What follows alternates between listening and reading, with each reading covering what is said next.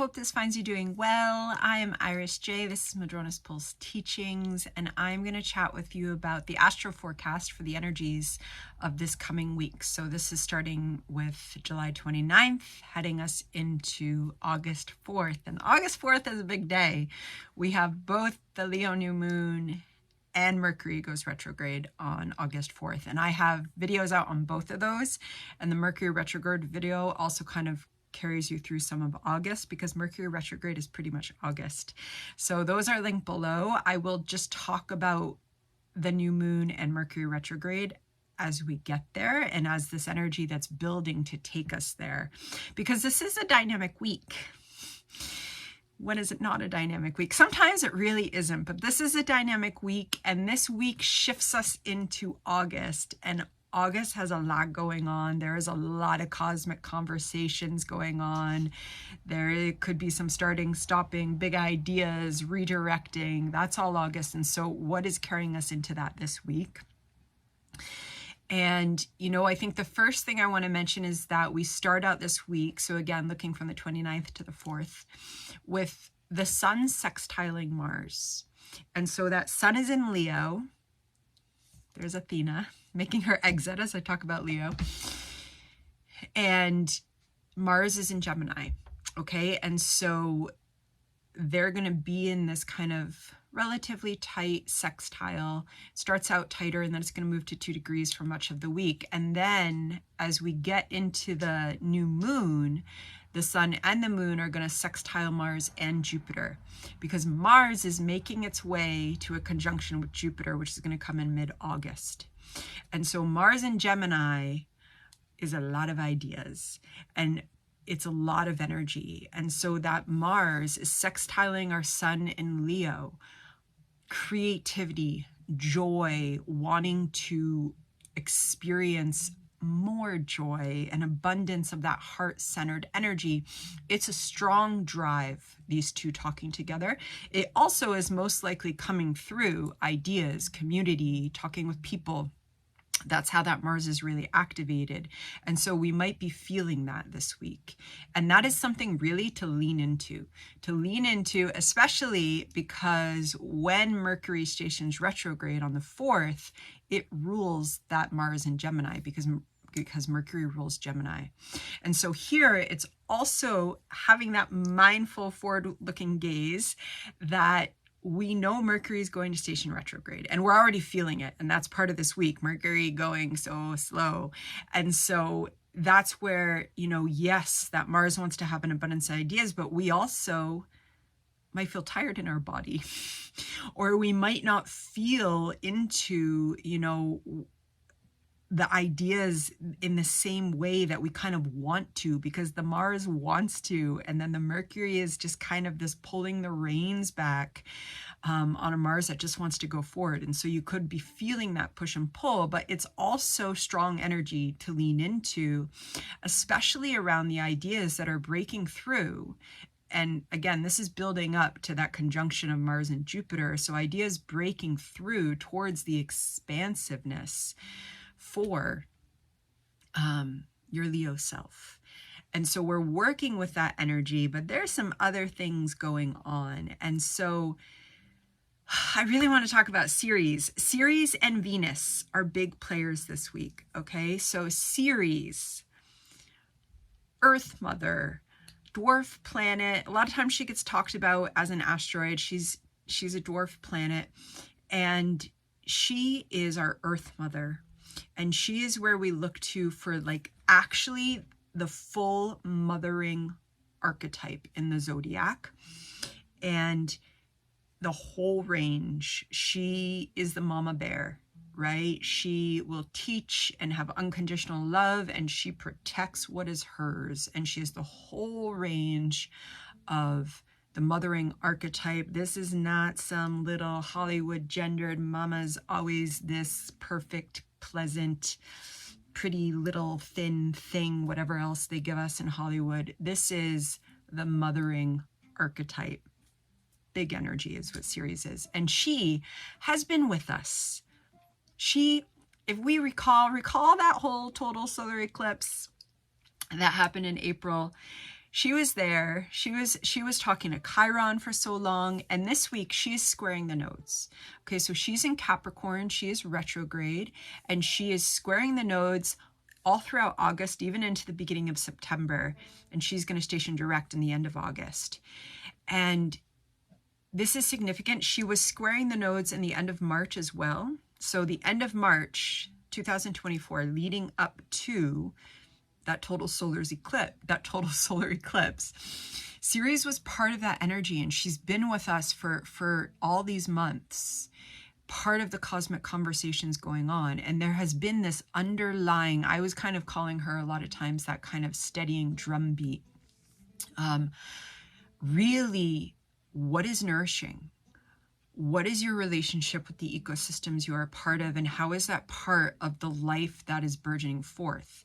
How is reassessing our individual relationship with nature, earth, ecosystems, embodied consciousness, all of that entwines? How is that part of nurturing? How is that part of the systems that we want to be building? These are questions that Ceres in Capricorn has been wanting to kind of have in the steadying kind of baseline of all the changes that are going on. And now she's squaring the nodes again. And so there's something about, you know, this deep bone wisdom of nurture, of elder wisdom, of that mothering archetype. This is wonderful energy to either do your own kind of creative expression journey with kind of a sacred grandmother figure. It is reparenting energy of really, especially a reparenting aligned to the divine matriarch, aligned to, interesting that we have a matriarch in the media at present, right? This kind of energy of a matriarch surging forth. And so really working with her during this week, because her story has been important and she's going to keep squaring those nodes. And there's something about, you know, nurturing, but in a way that goes so beyond, you know, any superficial kind of depiction of self-love or anything like that. This is bone deep. This is about our way of life. This is Capricorn. This is about the structures and the systems by which we define reality. And Ceres is here and has been here saying things need to change, and they have to do with our relationship to Earth. And they have to do, you know, Ceres is also about how we nourish ourselves with food and becoming more mindful of that relationship in a way that is, again, about bone deep relationship with Earth and nurturing from that perspective. And that's not it. Okay, so also while she's squaring the nodes on August 1st, you know, remember when we had all that energy in Cancer season, and now it all switches into Leo. And so when you look at the chart, there's kind of this empty Cancer, except our moon is of course moving through Cancer as it comes up for that Leo new moon. And so on August 1st, the moon is going to be exactly opposite Ceres, and then the moon is going to be squaring the nodes too. So that could be an important day to really dip in, especially if you're drawn to Ceres. And then we have the moon, who's also aligned with mothering energy, opposite Ceres, talking to the nodes. What do you need for deep nurturing that is also nourishing? This is self-love. This is self-care. This is, you know, and leaning into that on the 1st, especially before we kind of come into that new moon. And Ceres is then going to talk to the Sun and Mars, because those two who are traveling in a sextile, Ceres is going to be in conjunct the Sun on July 31st, and then in conjunct Mars on August 2nd. So she is very much part of this conversation. And so this is wonderful insight in those ideas and the drive that is coming up and connecting to our heart desires. Is it nurturing in the truest sense of the word? And if it's not, Ceres might have something to say about that. Right? So, and this is important for Leo. This is important for that Sun. Leo, you know, especially when Leo gets carried away, Leo can get caught up in ideas of validation. Leo can get caught up in the false self that gets praised. This is when Leo starts kind of acting out of fear and a fear drive. And so especially if any of these kind of big ideas or actions that we want to take, especially if they're in community or just thinking about next stages of our life, Ceres this week, before we come into the Leo new moon, is asking us to check in around how they are truly nurturing us. And are they realigning? You know, bone alignment is part of Capricorn, and that's where this wise matriarch is. Are the ideas and what we're taking forward the best course of action for nurturing ourselves? And if they're not, how can we tweak them a bit, or how can we pull back a bit?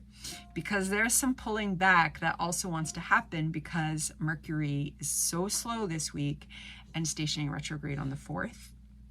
And the other energy this week, which is big and carrying us through August, is sweet Venus, okay? And I was talking about Venus last week, and our Venus song continues, because this week we are building towards a Venus square with Uranus, okay? And this is going to be exact on August 1st as well. So that day when the moon and Ceres are having their conversations with the nodes, we are having our Venus square Uranus. So there's a lot of divine feminine energy this week. And that's also reminders, just the fact that there's a lot of divine energy coming up. You know, divine feminine energy tends to be more yin, receptive. And we have this really strong yang energy with the sun and Leo and that Mars. And so we're seeking a balance this week. And the build up to Venus square Uranus. So Venus, excuse me, Venus there it's really building around the 31st. I mean, it's building all week, but the 31st and then the 1st is exact, and then it starts tapering down, and then she moves on to more conversations. And this is where Venus is in Leo and Uranus is in Taurus. Okay, so again, we have Uranus in Taurus, who is also earth energy, has been asking us all questions about our own sustainability as that relates to earth consciousness, has been turning up potentially issues around values that relate to who we're in relationship with, values that relate to how we want to make income. And now Venus, the ruler of Taurus, squares that Uranus. And so here we have, you know, potentially some radical questions coming up around our values. How do our values support our authentic heart energy, our authentic Leo joy, which is creative drive in our life, not just when, you know, we carve out 5 minutes for our practice, but how to carry the values that are related to joy through life. Leo's always here, right? And so there's something radical that wants to shift around this, or at least open up to awareness. You know, Uranus there is also, this is around relationships, this is around love, this is around, you know, going out of the box with relationships, breaking through status quo, whether that's around what relationships look like, around gender, around all of it. You know, what wants to awaken in a radical way that feels really important to your heart space. This could also be how you show up in your relationships, or how relationships show up in your life. And then Venus is going to move on this week from that square with Uranus, and she's going to be in conjunct Neptune, who's at the final degree of the zodiac at Pisces, when Venus is at the final degree of Leo. And that's how she's going to close out this week during the new moon. But that also means she's coming into an in conjunct with Pluto. So she moves from Uranus to Neptune to Pluto, and then later in August, she's going to move to talking to Saturn and be opposite Saturn while she squares Jupiter and Mars conjunct. So Venus is part of August. And this means that being in touch with our values, you know. And Venus journeys, Taurus journeys, they're not easy, especially when we really come to values. And this is part of the Venus in Leo, because most of us are socialized into pretty strong values in our early life, and they come from I was just talking in Patreon about the first socializations, which is part of social theory, but they come from family, and they come from those first groups that we are part of before we've even developed really a consciousness.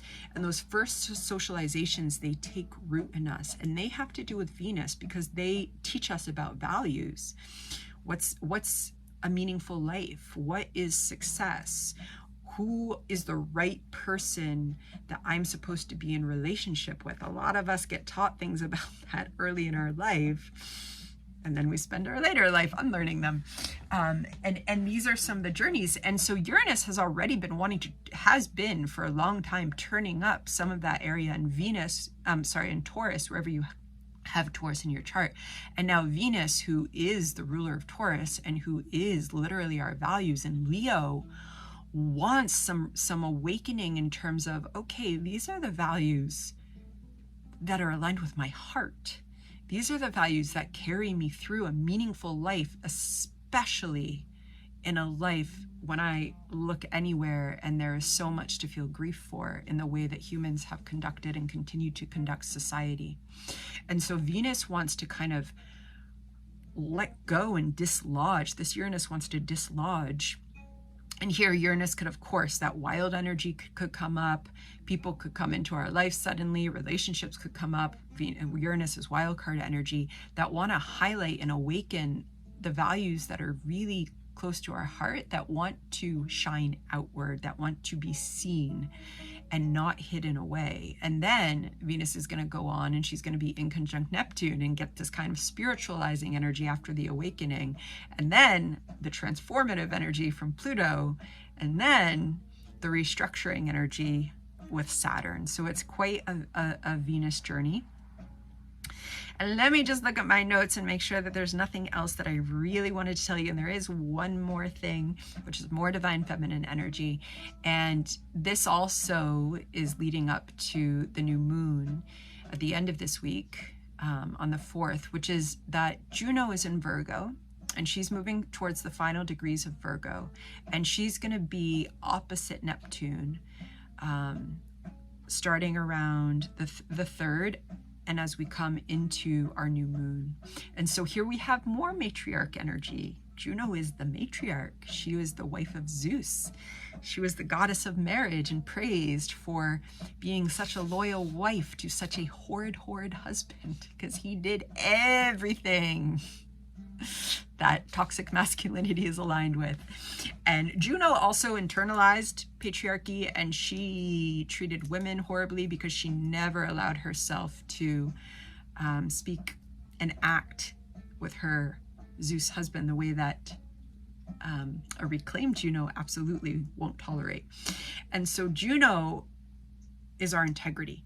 She's where we show up in relationships, committed partnerships, business partnerships. She's where we show up in relationship with ourselves, especially in Virgo.